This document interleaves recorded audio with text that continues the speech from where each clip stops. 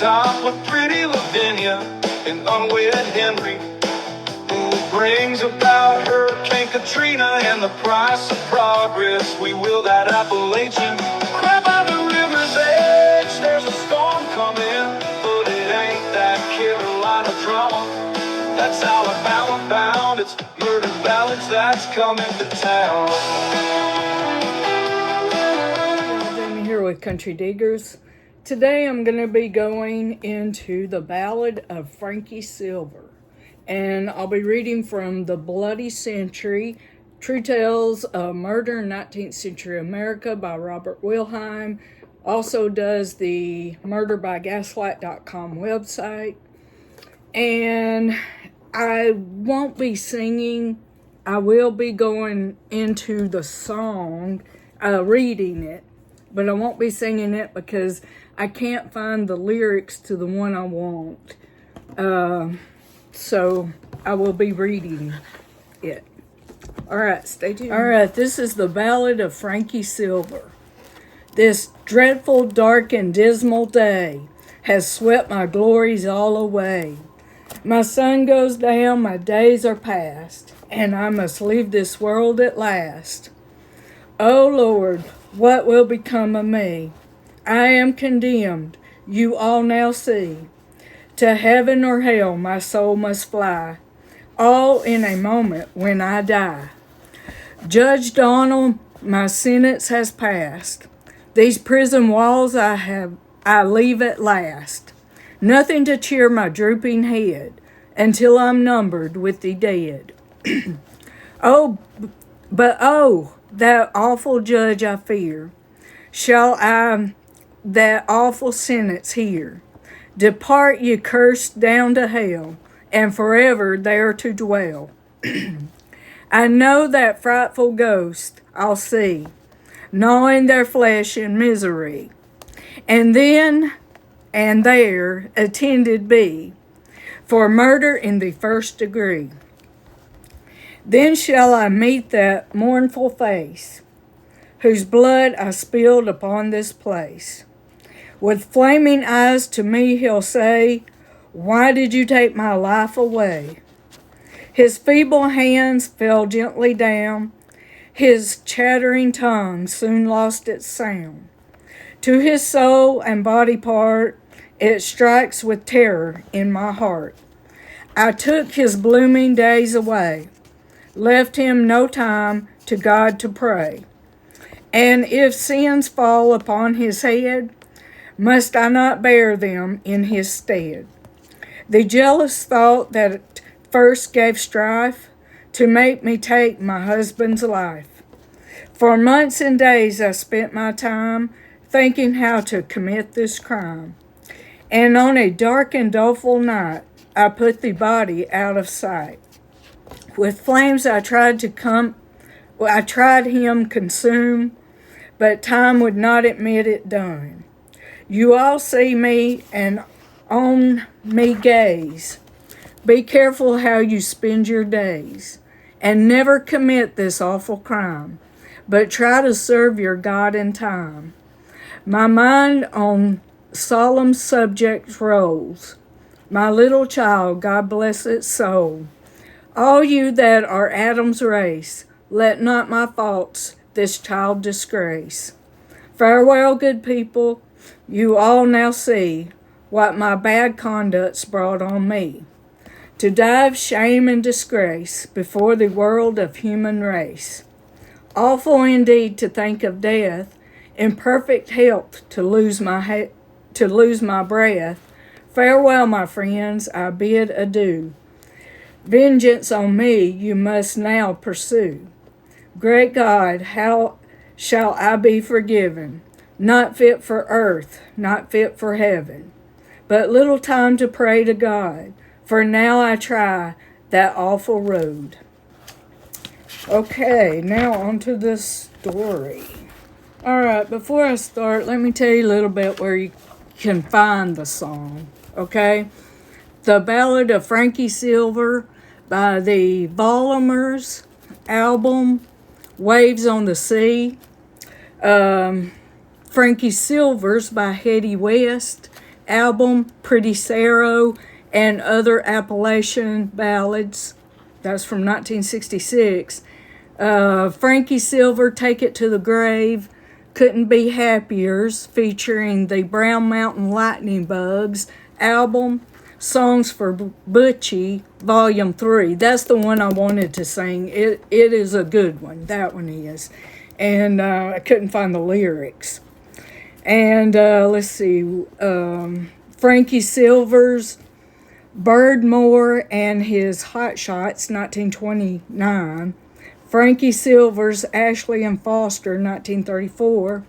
Frankie Silver, The Lost City Ramblers, 1962.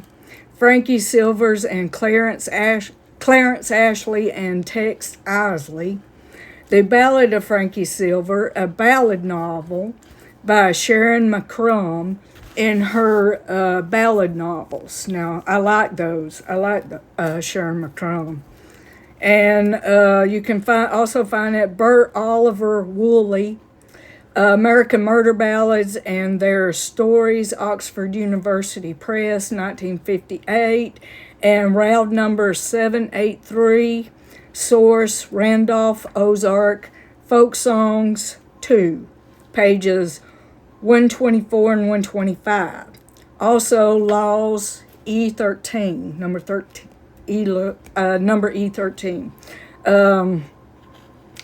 The performer, what they collected it in April 11th, 1934 by performer Mrs. Marie Wilber in 1934. All right, on to let me read this to you. The Ballad of Frankie Silver, also known as I Try That Awful Road, was collected in the 1930s, 1934, and in the Tow River Valley, North Carolina. It is not known who actually wrote it or when it was written. All right, on to the story now. The Ballad of Frankie Silver.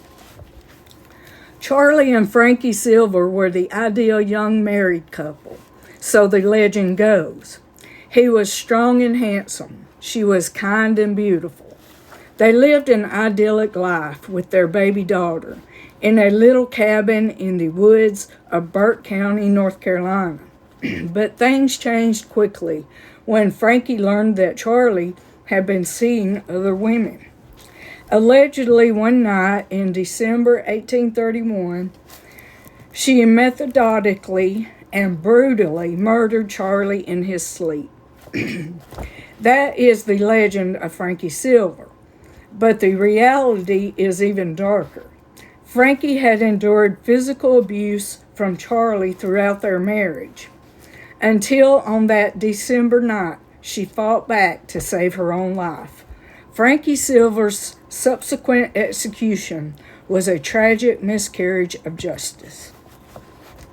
Date, December 22nd, 1831. Location, Burke County, North Carolina. Victim, Charles Silver. Cause of death, blows from an axe. Accused, Francis Frankie Stewart Silver. The Ballad of Frankie Silver is another great old North Carolina folk song that tells a story of an actual murder, and like Omi Wise and Tom Dooley, the story it tells is mostly fiction. The facts concerning the murder of Charlie Silver are sparse. Charlie and Frankie, both aged 19 or 20 in 1831, and their one-year-old daughter, Nancy, lived in a one-room cabin near Tow River. On December 23, 1831, Frankie Silver went to her mother-in-law's cabin to ask if she had seen Charlie. Frankie said that he had gone on a hunting trip with a neighbor, George Young, but she had expected him home before then. Charlie's parents had not seen him and thought Francis was being unduly anxious. But when he was still missing on December 24th, his father, John Silver, accompanied Frankie to George Young's house. George Young told them there had been no plans for a hunting trip, and in fact, he had not seen Charlie since Thanksgiving. Frankie got angry and accused him of lying. John calmed her down and suggested they return to her cabin. There they found Charlie's dog, Drum, outside the cabin. They knew Charlie would not have gone hunting without his dog, and that Drum never left his master's side. Outside in the snow, they found Charlie's hat, a fur cap made from an albino raccoon. Now his father suspected foul play and called in the sheriff. The sheriff began investigating, searching the woods and river near the cabin. John Silver got impatient and sent for a Guyanese Negro conjure man, a slave at the home of Colonel Williams, who used a glass divining ball to locate missing objects and people. In the same versions of the story, it was Colonel Williams himself who had learned the skill from a slave. In others, it was just a perceptive neighbor who saw bloodstains on the floor. Others, it was just on the floor. In any case, the locator persuaded them to lift the floorboards. There they found huge splotches of blood and hunks of charred flesh and bone. They stirred the ashes in the fireplace and found them to be thick with grease. They also found a piece of iron that Frankie identified as part of the heel of Charlie's hunting boot. The pieces of Charlie were quickly buried. As new pieces were found, the family, not wanting to disturb Charlie's buried remains, dug new graves. Charlie Silver is buried in at least 3 graves. Frankie was arrested along with her mother, Barbara Stewart, and her brother, Blackstone Stewart. The Stewarts later changed to Stewart. It was Stuarts and later changed to Stewart. And the Silvers did not get along. The Stewarts and the Silvers did not get along. The Stewarts were poor. The Silvers owned a considerable amount of land and were wealthy by comparison. The land under Charlie and Frankie's cabin was a wedding gift from John Silver. The Stewart family planned to move west and had tried to persuade Charlie to sell the land and go with them.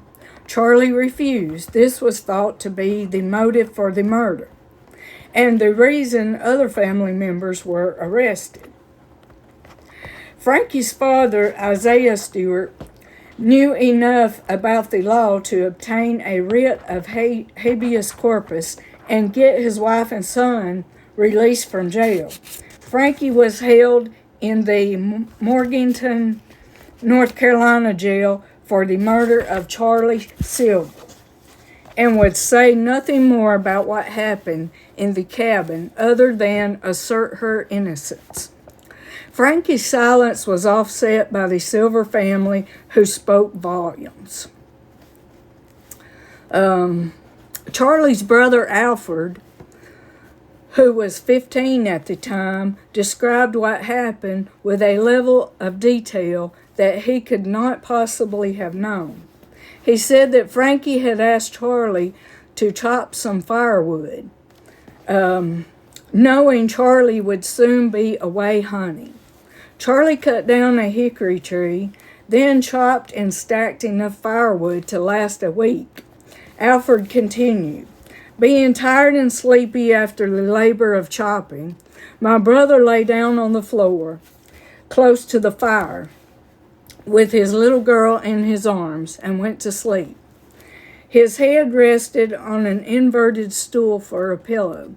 Frankie gently took the baby from his breast, put it to bed, picked up the axe from the door where she had placed it for the purpose, and whacked his head half off with a single blow. She intended to cut it clean off, but miscalculated and either stood too close or too far back.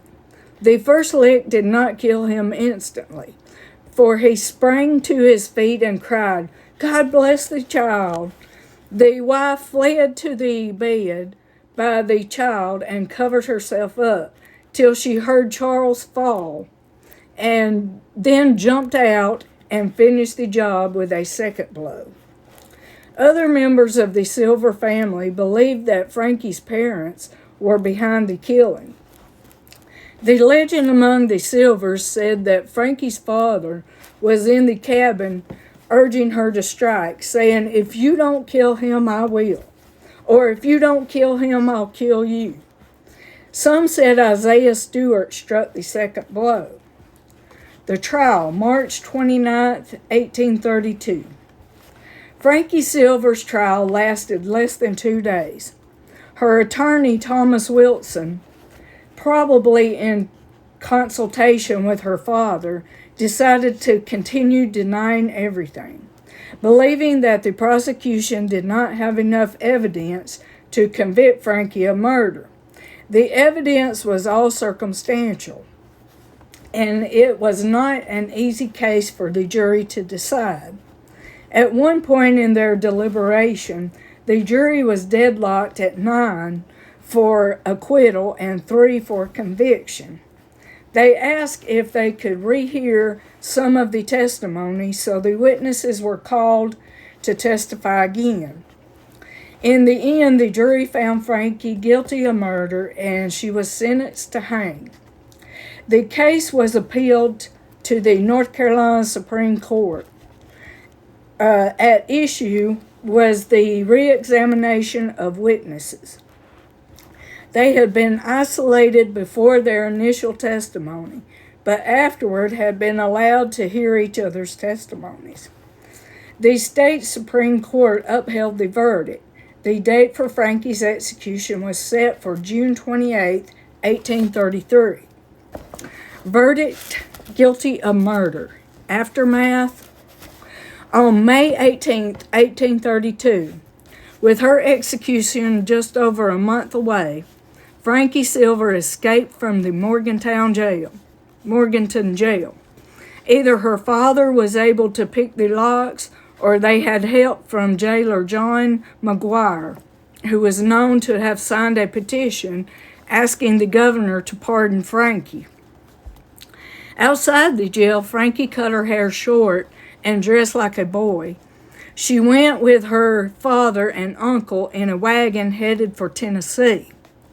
Their progress had been interrupted by a flooded river, and Frankie was walking behind the wagon when they were apprehended by the law. According to Alfred Silver, the sheriff called out, "Frankie," to which she answered, "I thank you, sir. My name is Tommy." And her uncle added, "Yes, her name is Tommy." Well, he done got her called again.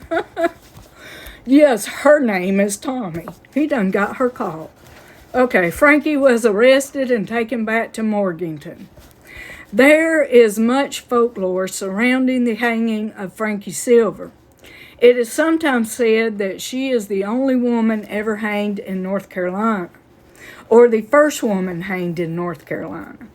Her gravestone reads, "Only woman ever hanged in Burke County." None of these statements are true. She was not even the first woman hanged in Burke County. In 1813, a slave named Betsy was hanged as an accomplice in the murder of her master. In 1788, John and Elizabeth Wells were both hanged, probably in Morganton, for burning down a neighbor's home. Legend says that Frankie Silver was hanged from an oak tree in Morganton. Even today, residents of Morganton can show you the tree, but it is more likely that she was hanged from a gallows constructed for her execution, as prisoners before and after her were. There are no eyewitness accounts of the hanging, but secondhand stories say that as many as 10,000 people came to watch, only to find that a tall stockade fence had been built to conceal it from the public. In a bid for clemency, Frankie confessed to the murder. She could not read or write, so the confession was dictated to her lawyer. Unfortunately, there is no surviving copy of the confession, but reportedly it claimed that she swung the axe at Charlie in self-defense, and as he was loading his gun to kill her. In the time between her conviction and the date of her execution, public sentiment turned in Frankie's favor. Dozens of petitions were drawn up and sent to the governor requesting a pardon. 7 of the jurors who convicted Frankie signed a petition for her pardon. Governor Stokes said he would need all 12 signatures to pardon Frankie Silver. The most impressive petition was from the ladies of Burke and Burke County. It was extraordinary because of its strong wording, coming from citizens who at the time could not vote, serve on juries, or even hold property. In it, they made the case that Frankie's lawyer did not that Frankie acted in self-defense. They made the case that Frankie's lawyer did not, that Frankie acted in self-defense and the homicide was justifiable. The husband of the unfortunate creature now before you, we are informed, sir, was one of that caste of manhood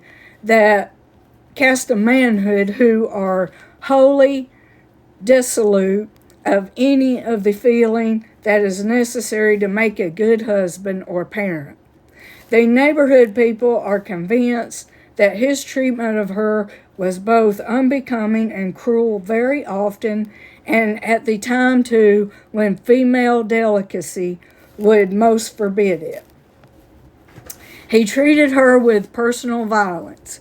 He was said by all the neighborhood to have been a man who never made use of any exertions to support either his wife or child, which terminated as frequently the case that those duties nature ordered and intended the husband to perform were thrown to her. His own relatives admit of his having been a lazy and trifling man. The governor, now David L. Swain, was moved by the petition and the petition and the confession, but not to the point of clemency. On July 12, 1833, Frankie Silver, wearing a white dress, made for her way by the ladies of Burke County, was hanged in Morganton, North Carolina.